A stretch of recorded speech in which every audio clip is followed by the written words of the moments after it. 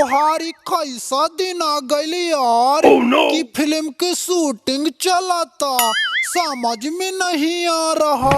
और के सारी और सौम्या शादी कैले बड़ी का हो, एकरा के लेके कहाँ जात बड़ा बतावा।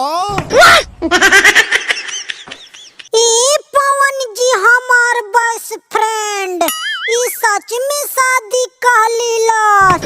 ससुरा दोनों बेशरम बाड़े बेशरम दुनिया के नजर में त फिल्म में काम करे आइल रहली।